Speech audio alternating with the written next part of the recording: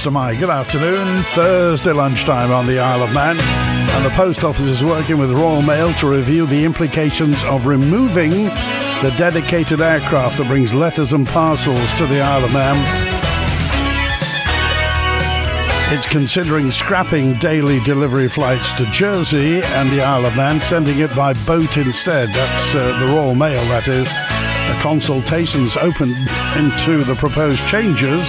Also included is a proposed change in the definition of a due date of delivery of mail to the Channel Islands and the Isle of Man. Crikey, there goes another little bit just chipped off. You got any thoughts? If you're in business or if you use the mail a lot, how's this going to affect you? What's going to happen? Do you actually rely on mail nowadays? Is it just one of those things that will reduce the use of mail in the future and it will just dwindle and dwindle and dwindle? We possibly have a sunset industry on our hands. But there it is, the Post Office talking with Royal Mail about the removal of the dedicated aircraft that brings letters and parcels to the Isle of Man. And lots more to get to, stuff I didn't get to yesterday. We were talking about e-scooters generated a lot of talk yesterday. 14-year-olds with no helmets on main roads on an e-scooter. You got any thoughts? However, I just want to talk to you about something called Telegram. Not the old-fashioned telegram, but parents are being warned about Telegram. This is a social media platform which is growing in popularity on the Isle of Man. Now, Telegram isn't new, but it appears to be overtaking the likes of WhatsApp. I don't know whether you use WhatsApp. Lots of people do, and lots of young people use WhatsApp. But Telegram apparently is taking over. The minimum age for using Telegram should be 17, but as with other social media platforms, it appears to be used by those who are much younger. There's no need to provide identification for using the app, and so no way to confidently verify that users are who they say they are. Telegram is free to use, but offers a monthly membership which increases download speeds and adds other features. So it may be that children are able to sign up to this without their parents' knowledge if they have access to payment. There are also concerns that Telegram could leave children open to cyberbullying, and messages in groups can be forwarded as well, potentially meaning images and texts are seen by people they weren't intended for. Telegram relies on users' self-moderation, meaning it has the potential for illegal or inappropriate content. It also offers a secret chat feature, meaning messages delete after a specified period of time, and that can make it difficult to prove that someone's been abusive or inappropriate on the app. The advice for parents and carers is to check the app's privacy controls if your child does use it, discuss security with them, report any unsafe content, and make sure your payment methods are protected to prevent any unexpected purchases. Remember the name, Telegram, this new social, well, not so new, but it's coming into prominence now, social media platform called Telegram, and just check if any children or people you're looking after have got it on there, and as we say, just check the privacy and check the purchase availability. Telegram, just keep an eye out for that. Hi, Jenny C. in Colby. Glad you like the Man in Line tea towel. Good. Dry up with Man in Line. Many people say that. Still no bin from Douglas Corporation, says Terry No Bin. Don't let the government take away our small change. This would be another nail in the coffin for cash. The more we do online, the more the scammers will be in charge of our money. And regarding e-scooters, says Terry Nobin, they will not be allowed on any pavements. So why are bikes allowed? Well, they're not supposed to be allowed on pavements, are they? Helmets should be mandatory for anybody under 18, both on scooters and on bikes. Quite how you stop people who continue to cycle on pavements, and sometimes prominent pavements, I don't know how you stop them, because they probably know the rules and they probably don't care about the rules. Consequently, by definition, they don't care about anybody else who happens to be using the pavement. We did ask the Isle of Man Post Office way back in March, because we heard the rumour that the aeroplane was going to be going, and in March, at the end of March, Wednesday 29th of March, the Isle of Man Post Office told us the mail plane operated by Royal Mail, no plans to change the current arrangements, they say. So it seems to be that matters may have moved. And a message from 601. I'm in Douglas trying out the new DAB transmissions as well. Do you like them? It would be nice to have a picture icon also. Sounds great, says Barry. I'm glad you like it. I think they've got some graphics together for the DAB, but at the moment this is still a test. I think it's a 2-year test, and then if it works, it'll be rolled out across the Isle of Man, and we can then use lots of other things like stuff that goes out on AM 1368 will be rolled out onto DAB, and lots of other stuff. We've got all sorts of plans, but let's just test the technology first. But I'm glad it's working where you are. Businesses need a next day delivery, so they'll just go to courier services. Perhaps Isle of Man Post should look at reducing their expensive staff. Well, staff are always the most expensive thing, aren't they, Marie? But it will drive people to courier services. If couriers can offer next-day delivery and Isle of Man Post can't, you just wonder. This is kind of an ever-diminishing circle, isn't it? Thank you. Telegram and Discord are commonly used apps by young people for gaming-related chats. Both have a paid model, but it isn't generally used for gaming, says 284. Regarding posting, how do people send birthday, Christmas and other cards and parcels, says Tam in Williston. But they'll still send them, but it will go on the boat. They'll be using the boat. I'm sure the boat is used for parcels at the moment. I'm sure lots of the couriers have Arctic trailers full of parcels coming over. And certainly the newspapers aren't flown over anymore. They come over on the boat. But it's just another bit that's falling away. If we don't have a mail aeroplane coming over to us, it's a bit more of a connection that just disappears. Not surprised, says Texter 805. Not surprised. It increases postal charges to the increased postal charges to the Isle of Man will be next. Is the Royal Mail plane bringing stuff here the same one that we pay to send stuff on? Isle of Man Post charges are much more than Royal Mail, so I'm not surprised Royal Mail are unhappy with the current situation. It's the one that flies. Does it fly to Derby, to Castle Donington, East Midlands still? It always used to. It's illegal to cycle on pavements, says Mike, but it just isn't enforced. So why is this? Many people have asked, Mike, and answer comes there none. Who is supposed to enforce people cycling on pavements? Is it police? Is it local authority officers, the ones who do the parking? Can they enforce?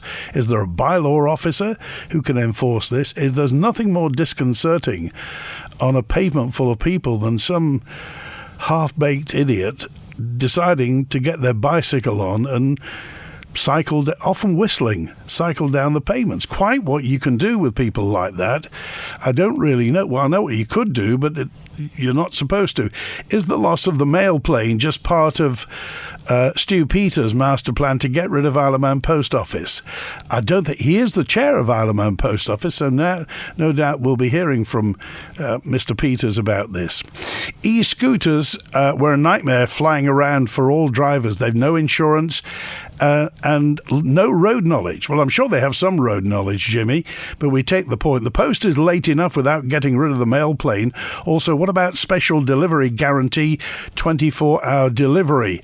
Taxi drivers in Liverpool said, and I've lost the last bit of your comment, but thank you for that. What do we do? Vivian's on now. Hi, Vivian. Hi, Andy. This thing about the bishop. Have our government really gone a bit mad? What else do they want to get rid of? They got rid of, for those that didn't want it, prayers and first thing at government sessions, and now they want to get rid of the bishop. The bishop isn't just there for the Church of England. I think they all get together, and it's for all religions. And if you take that away, they have got nothing to stand up with. I mean, to me, I think it's time they had respect for all things, not just themselves. Do you think it's just that people don't understand that the bishop is for that, or they're just a lot less religious? We're a lot more secular than we used to be, Vivian. Oh, I'm not disagreeing with you there. But, to me, he is somebody they should be respecting, not wanting to get rid of. So as far as you're concerned, the bishop should remain in Tynwald? Of course he should. OK. All right. Thanks, Vivian. Thanks for calling today. That's all right. Bye. 17 minutes past 12. Well, this is Joni Farragher, the Douglas East MHK, who's calling for the removal of the bishop from Tynwald. And she says such a move would give greater democracy and inclusivity. Joni Farragher wants, she is the leader of the Manx Labour Party, remember. Joni Farragher wants laws introduced which would take effect before any successor to the current bishop, the religious figure, is appointed. Now, Peter Eagles is stepping down in October. He's been in the role for more than 6 years. Joni Farragher explains. It's really just about inclusivity and democracy. It's an appointed role. It doesn't have any say from the public. This bishop, he's an excellent, representative in our parliament, but I use the wrong word there. He isn't actually a representative, and I think that's the whole point. You never do know who the Church of England will appoint to our parliament. Our parliament should really be a representative parliament made up of people who are elected by the general public. We have MLCs, of course, in Legislative Council, and they are indirectly elected. But the bishop is an appointed role, so there's absolutely no say from the public whatsoever in that appointment. That was the same for the Attorney General, and they removed the right to vote in that role previously because of the democracy kind of conflict. And I just feel that it would be a good time at the moment. The timing is correct, just whilst this present bishop is about to retire and before another one is appointed. One thing you mentioned there about an aim is for more inclusivity within government. Does that maybe work against it if the bishop is taken away from having, let's say, more of a pragmatic role in the system? I'm not sure how we could argue that the bishop promotes inclusivity. I'd be interested to hear that if you thought that it, or anybody thought that it was the case. But obviously, the bishop is representative of the Church of England.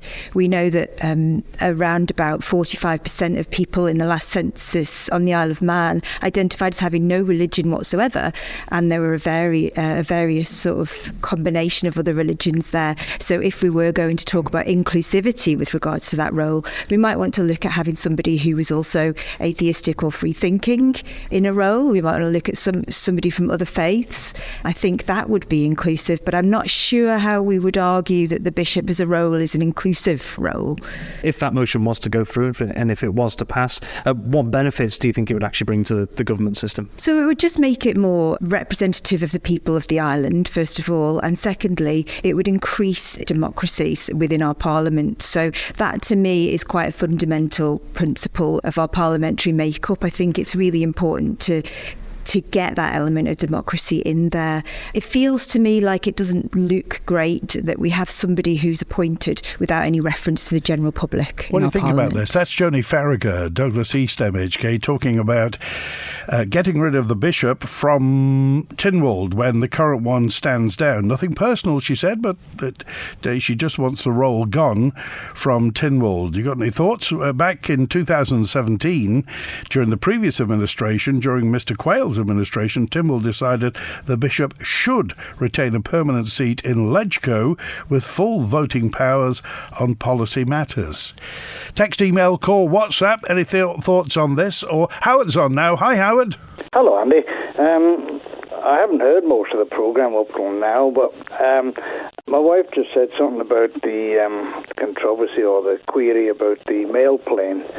Well, as you know, I was down there quite a number of years, and the mail plane was generally the first aircraft in, unless something special turned up, about 6:15 in the morning.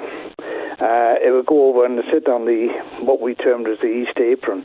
But you used to have about 6 vans and, up to sometimes about 10 post office staff, plus the luggage handlers at the time. I don't know whether the company that do the luggage handler now are involved. But the mail was taken off, handballed off down a conveyor, and then taken into Douglas to be, resorted. And the same would repeat at night. And that would be, in any business, which the post office is in a sense, a costly exercise. Now, we bear in mind, following in on the same day, a container will come in on the ship, whichever one it will be at the time, be hauled off the vessel and drive straight up to the main sorting office and unloaded in, well, much more suitable conditions, because you know yourself, it can be pretty horrendous down at the airport at any time of the day, never mind first thing in the morning. And I've seen the lads down there fighting to keep the mail on they used to call them scuds, on the conveyor belts. And difficult job at the best of times. But it makes, now I don't always agree with what the post office do or propose, but this seems a sensible arrangement. Even if it means 2 containers coming in on a daily basis, bringing all the mail in, and the mail used to go out here 8:30 at night. So the steam packet vessel going out on an evening sail, and there's not going to be any later or earlier than what it would be going by plane. And that plane was dedicated because, if my memory serves me right, it used to go from here to East Midlands, East Midlands to Belfast, Belfast returned to East Midlands back to the Isle of Man. And that aircraft would sit here all day because the crew would get off and they would go across to the hotel, the Sefton, whatever they call themselves, across the road, because they'd been flying all night on their 4 sectors. That was their rotation. So the steam packet vessel, if it's on the containers are put on board, they're just be trailers, completely loaded undercover somewhere and unloaded undercover, preferably, up at the post office. So the facilities are working for the men will be much better. Plus the fact that everything's all in the one place and they know exactly where they're going. And I have heard that they have a new machine up there for sorting. It's some American thing or whatever it is, but it can fly through the letters. So you're not actually going to lose any time on it, but you are going to save money, which makes good business sense for a change. I wonder how this fits in then with, if you said that goes to Belfast as well, what's going to happen to the Belfast flight?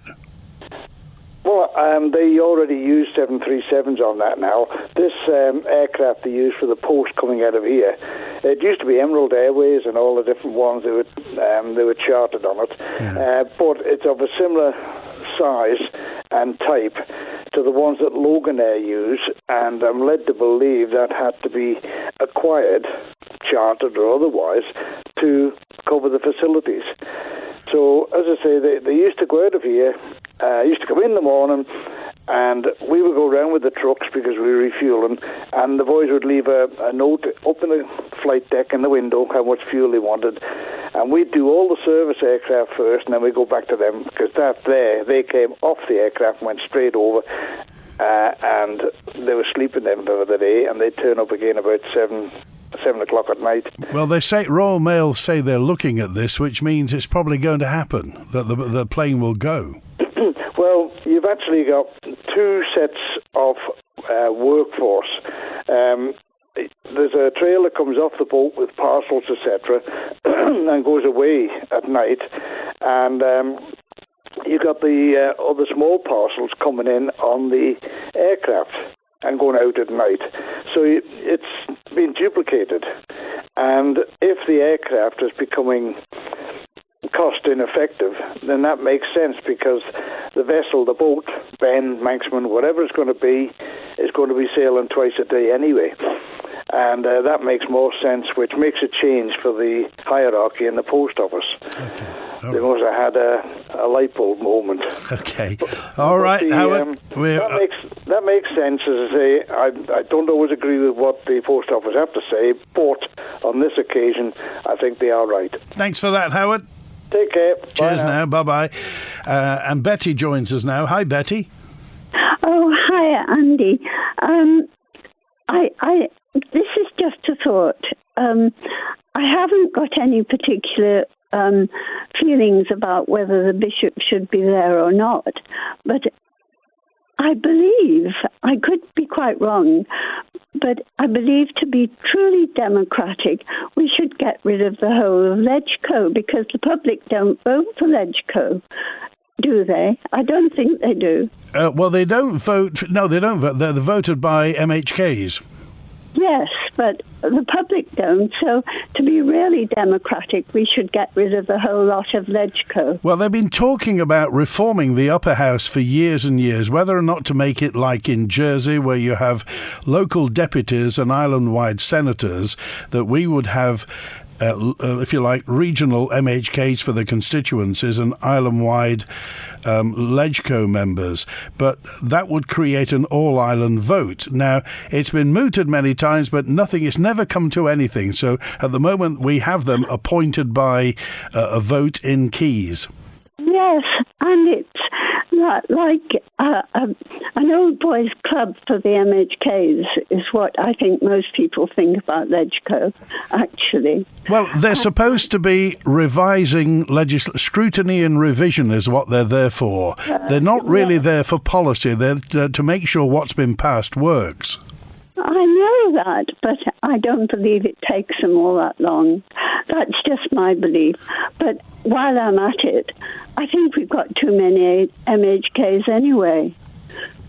Okay. Far too many. All right. Well, for the size of the population. We'll bring that up at the next election, Betty. Okay.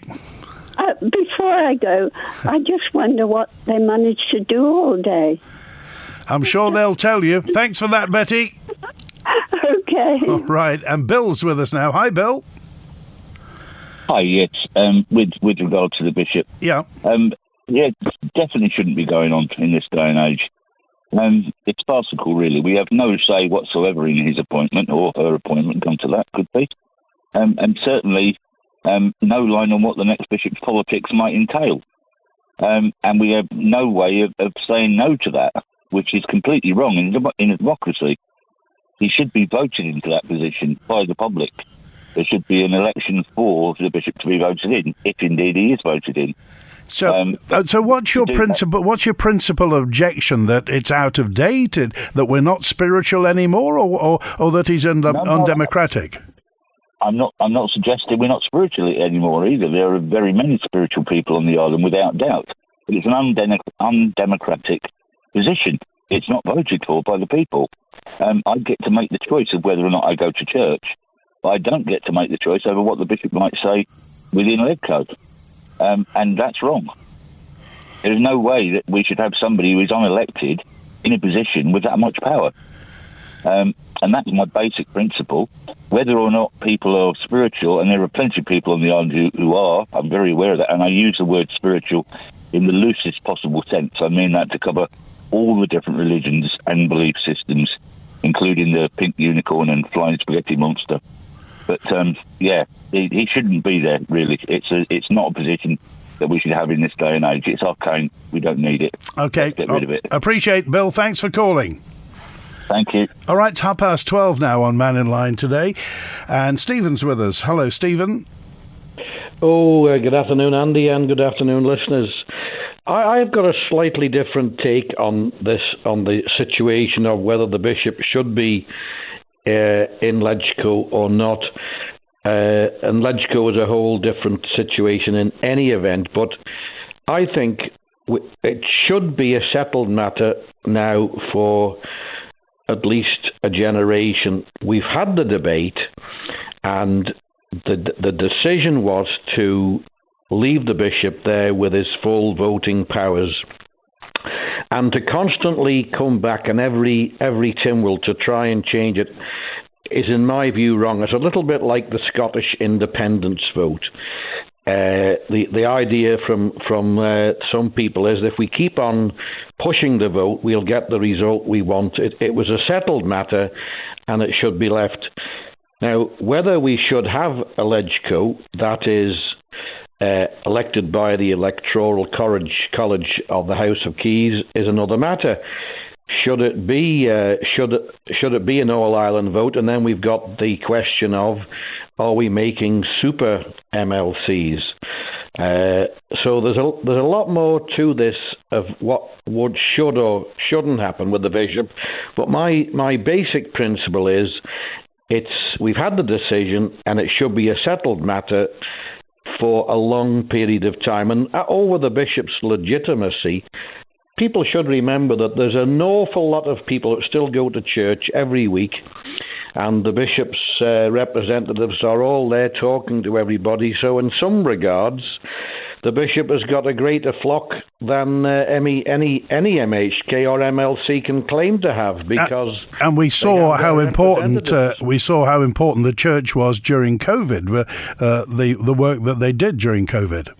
Absolutely, and if you look around at the churches, I know in Peel they have 2 days where they provide food for those who need comfort, both to offset loneliness, and those who need a warm space and some food that they don't have to buy themselves. So the church does reach out to people constantly, and to suggest that by getting rid of one member it will improve inclusivity, I'm not sure how I understand that, to be honest. Why do you think Joni Farragher would propose this?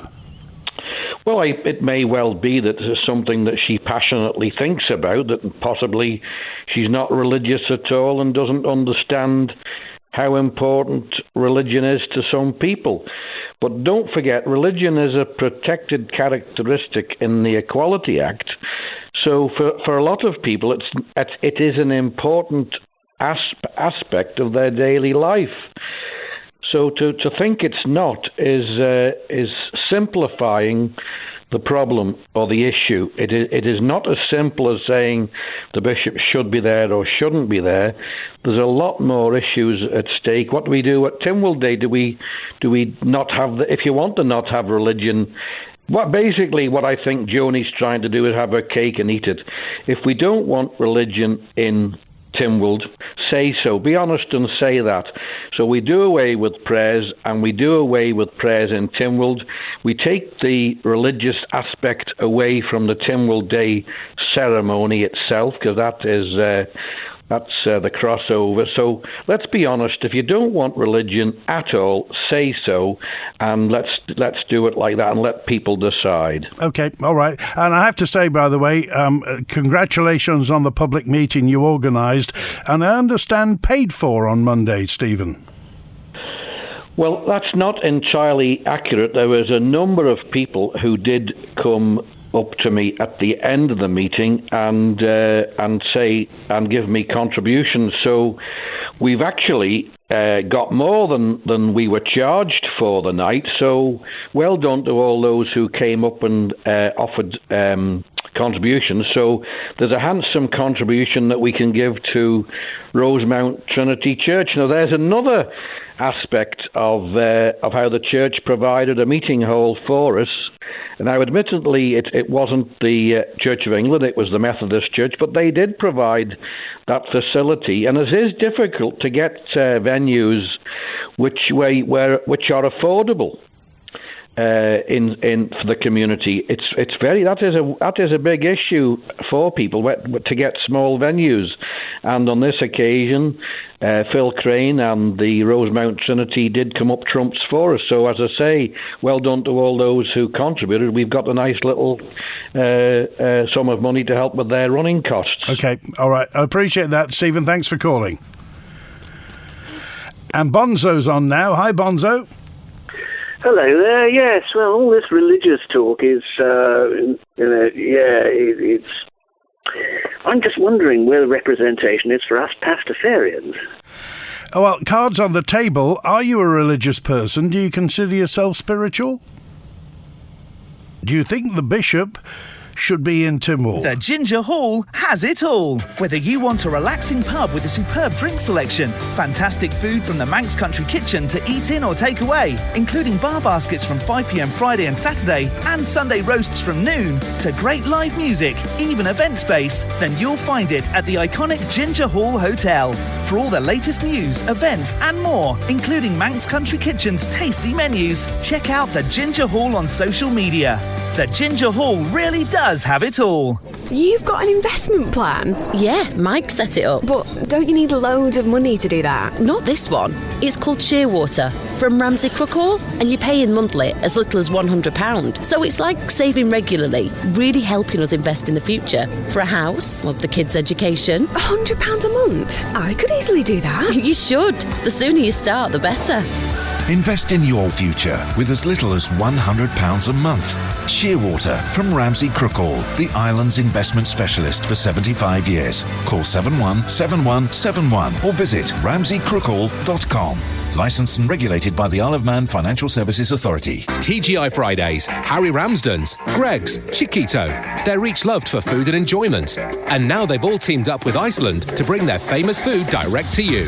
Piccolino, Yo, and many more. All in one place. Shop right in Douglas. So anytime you're craving for what makes them famous, we can help. No defrost, no prep, no waste. Straight from the freezer into the oven. And all at great prices. New exclusive brands, only at ShopRite Douglas. Selected products in other stores. Now that legal matters surrounding the Dr. Ranson Tribunal are drawing to a close, the President of Tynwald gave members a much freer rein to debate the matter. This resulted in a much more open discussion in Tynwald, and on Perspective we hear from former Health Minister David Ashford and Chief Minister Alf Cannon. We also hear from Tim Glover, who resigned from his department roles in disgust at the way in which government has conducted itself. That's all on Perspective this Sunday at 12 noon on Manx Radio with me, Phil Gorn. Did the former Health Minister ignore Dr. Ranson's advice? Do the Chief Minister's proposed actions restore your confidence in his government? Tim Glover certainly wasn't convinced. The Man in Line. Daily interaction, debate and exchange of ideas. Broadcast on Manx Radio from midday till 1, Monday to Friday. I was there asking Bonzo if he was religious and the phones went. Was that divine intervention, Bonzo? Who knows? God works in mysterious ways, his woodwork to perform. Wow. So what do you make of all this? Well, on terms of religion, I mean, where's representation for us Pastafarians? Us disciples of the flying spaghetti monster. I mean, normally, of course, when I'm phoning in, of course, I use my best diction, but as Pastafarians, we normally speak like pirates. On a serious note, the Bishop in Tynwald.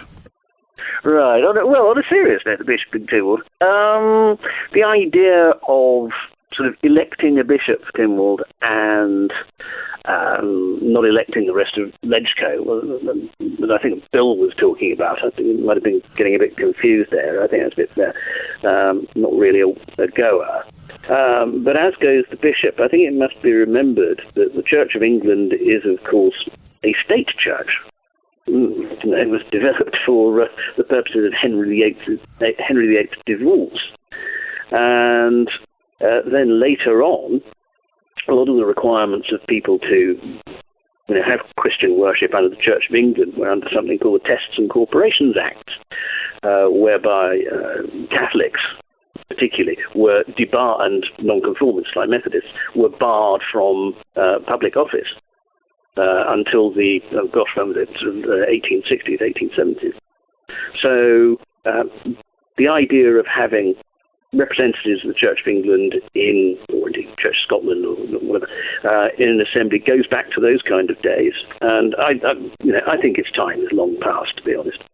Well, at the moment we have, 8 members elected by MHKs, 3 ex officio, President, Attorney General and Bishop.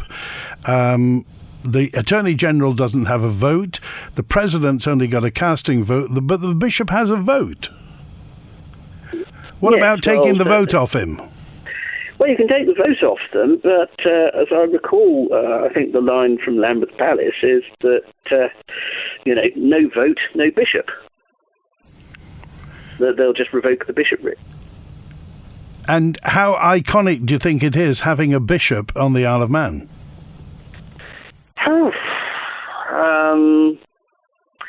Well, I think now that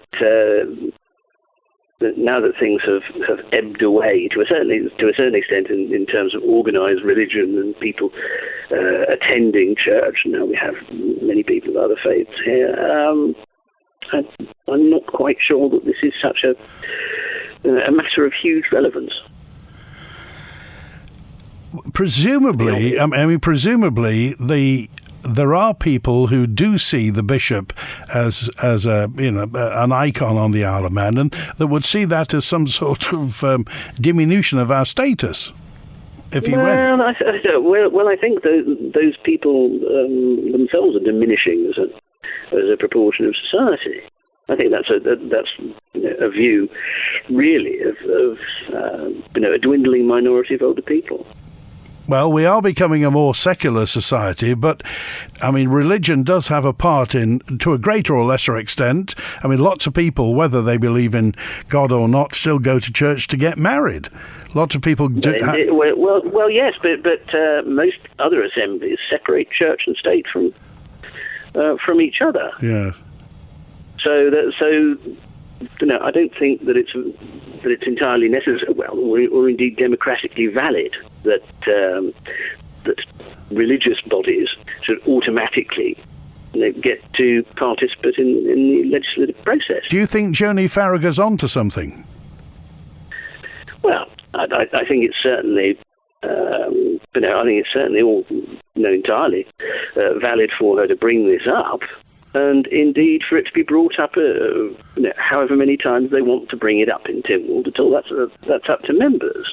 It shouldn't be, we voted on it and it's settled for a generation. No. Tynwald members can bring motions, as to what they like, and if the members of Tynwald agree to pass those motions and then go forward to enact legislation. And this may be a relevant time because obviously the bishop's leaving and we haven't got a new one yet. No, which is one of the reasons why Joni is putting that in. Okay. All right. Appreciate it, Bonzo. Thanks for calling today. Okay, then, cheers. Bye. All right. And Ken's with us now. Hi, Ken. Afternoon. In the middle of painting, so I thought I'd give you a ring. What are you painting? Is it watercolours or oils? No, gloss. Okay. Right. The consultation on coinage. Oh, getting rid of the 1, 2 and 5p. What a waste of people's time. Can anybody tell me, are the UK going to do away with 1, 2 pences, 5p's? Is it because we've got a new king, so they've got to print some new ones with heads on?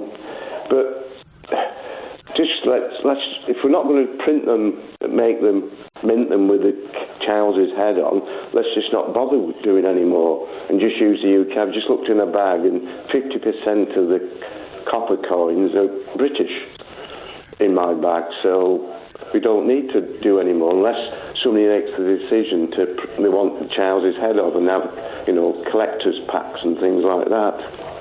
They're obviously trying to get rid of coins because banks don't like coins. Banks hate coins, for that matter. And they say that retailers will round down or round up. Yes, but if the UK decide to do away with copper coins, we would follow suit, I would assume. But to go ahead and do away with it here, when you're still going to have English pennies and 2p's knocking about. Okay, so all right. If you buy stuff on the retail, you could pay 23p. But talking about the bishop, though. Yeah. I did do a bit of a paper, Lord Lisbeth, about what would happen if we elected a Muslim or a Hindu as an MHK, or even in the upper house. In what way? How would that have an effect? Well, because you have the Lord's Prayer. I don't know whether you have to do certain things to be admitted into the chambers, or are you allowed to go in like school after you've had the Lord's Prayer? I think the last time when Joni Farragher and a few of the others said they didn't want the Lord's Prayer, I think some are they excused prayers now? I think they are. By the way, everybody wants to know, Ken, what colour gloss are you painting? White. White gloss. But the most important point is I've had my gas bills, more or less right. The important point is the 1st of March, that's when the gas went down. So make sure you don't get overcharged. 1st of March. All right, back to the painting. Thanks, Ken. And Juan's with us now. Hi, Juan. Oh, you lost Bonzo. I can't believe you lost Bonzo. I think it was divine intervention. Something happened somewhere. So it was the hand of whoever. it could have been, and we had a momentous day the other day when Bonzo agreed with Julian. I couldn't believe that. That was a momentous day for us, that was. So, should we talk about e-scooters or bashing the bishop? Well, I mean, e-scooters seems to be getting everybody excited. The best image I have is of people going down Bucks Road in formation like the red arrows in e-scooters. I just had, when we were talking before, of an image of lovely Betty there who comes on driving an e-scooter down to ShopRite to get her groceries. Must be my warped satirical mind that I have. You never know. It could catch on, but I don't think there'll be much use on Crellins Hill. No, I don't think so. And one of the places where I stay in the winter, and they have e-scooters, but primarily for tourism. So they have e-scooter bays all around the city. You put your QR code in, you pay for it online, you jump on your e-scooter, you drop it off at the other side of the city, and that's great for tourism. But to try and push this in on a green agenda is a slightly different thing. Now, again, the Alaman is late to the table on this. There's other people done it. And that should be a good thing, because they should be looking, like Julian listed, the list of things that have gone wrong in other places. But yet they're still keen on doing it after other places have come to the table quicker and done it and seen the problems. I mean, where would e-scooters work? I mean, would they work on the Moorach, on Douglas Prom, Port Erin Lower Prom, on Peel Prom? Where would they work? But again, you're limited again. If you had them on Douglas Promenade for tourism, and you had e-scooters there, I mean, remember years ago I used to do rent push bikes on the promenade, and tourists used to come up, rent a push bike for the day. So that's just evolution from that. So if you hired them out and done it for tourists to go along the promenade or whatever, that'd be fine, or Peel Promenade or wherever. But just to have it in every general day use, I don't see how that's going to work. Again, it's just the whole green agenda that they're trying to push through these things. And I just don't see the number of us going along Douglas Promenade in a Force 9 Gale on an e-scooter trying to, get up Crellins Hill or go up to Onken. Maybe they should trial them out on all the MHKs and MLCs first. There you go. There's a good idea. We were talking about the bishop and Christianity in general, and Joni Farragher's put this forward. Now, well, it's because Peter Eagles is retiring. He's stepping down in October, and so she says she wants laws introduced that would take effect before the successor to the current religious figure is appointed. She says she wants him out of Tynwald, or the bishop, the position out of Tynwald, which would give greater democracy and inclusivity. Greater democracy and inclusivity. So this is the same person that I asked the other week about the dramatic change in our lives, which she says we're going to have, and no private vehicles and no meat and dairy. So the democracy there, I'm just thinking about that one. Joni's definitely more Green than Labour, but if you're going to have democracy, then let's have a democracy in the way that we're moving forward with our lives, not what we're getting told to do, if you're going to go down the democracy route. Now, Christianity has been a big part of people's lives for many, many years now. I'm not particularly religious. I'm more spiritual than religious. But what bothers me is the fact that it's such a big integral part of people's lives in the United Kingdom and further afield. Is the same principle as what you'd have if you had a drug dealer and you took him off the streets. You've got a void. And what's going to fill that void? Is something going to fill that void worse than what's there now? Religion, it has been devious over the years a little bit, but is there something going to come in its place that's worse than what's there? I mean, you've got the values, you've got your Christian values, which are pretty much decent values.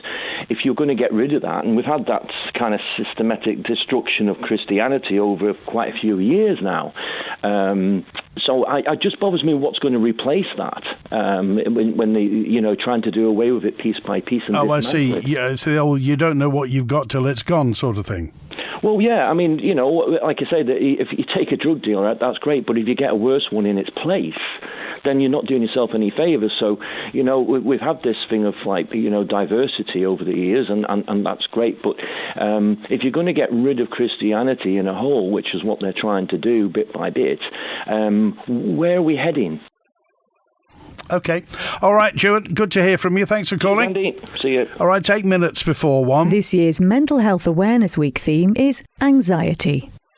Start the day right. Drink a glass of water as soon as you can once you wake.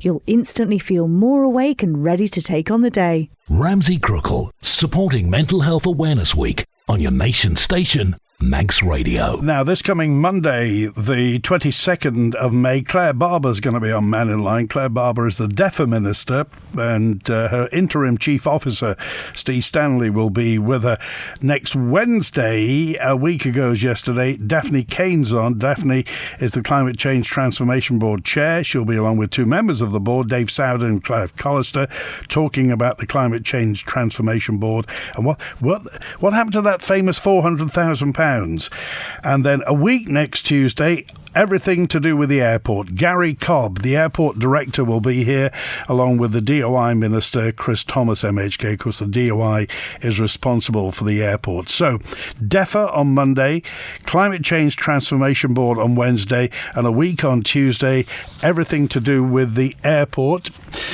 A message in from Freddie, who just said, it came in a couple of days ago, regarding the Wilding corridor along Douglas Promenade. So we got to the bottom of it. This is the area that's been allowed to return to the natural state after the prom refurb. I can't believe it's not a building site, can you? The so-called Wildflower Corridor, which occupies the area between Loch Promenade parking area and the Sunken Gardens, apparently they're going to cut it and tidy it up. The work's going to be done in time for the TT Festival, DOI has confirmed. The appearance of the areas attracted criticism after it was allowed to return to its natural state. It was wilding. On completion of the prom scheme, the corridor currently has got a mixture of long grass, weeds and wildflowers, and it will be the chosen route for the horse tram tracks when they are eventually put down through to the sea terminal. More messages in today. E-scooters should be banned in all areas that pedestrians have use. They're dangerous. You can't hear them coming, says this correspondent. Getting rid of small coins would fuel inflation. We don't have to mint more, just encourage people to put their small coins back into circulation, says Texter 805. Of course the bishop should stay.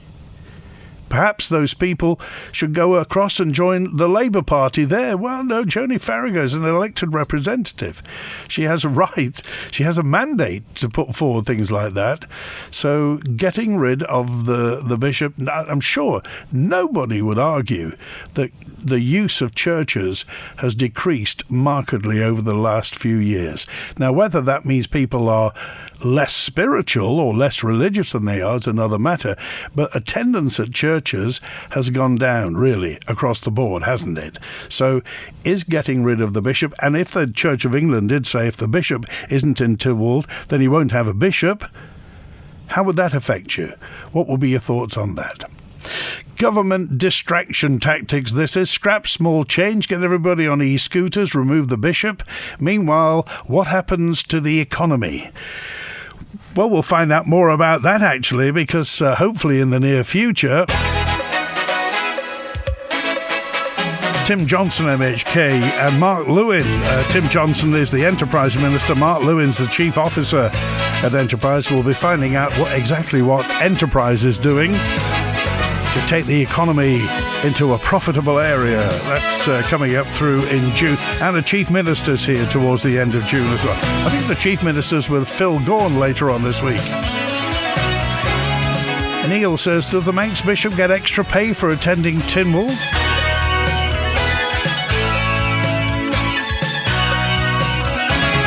Texter 114 says, Bonzo needs to get out of websites. After a quick Google search, I think I'm going to be a pastafarian too.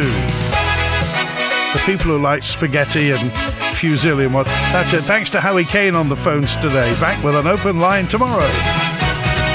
WINT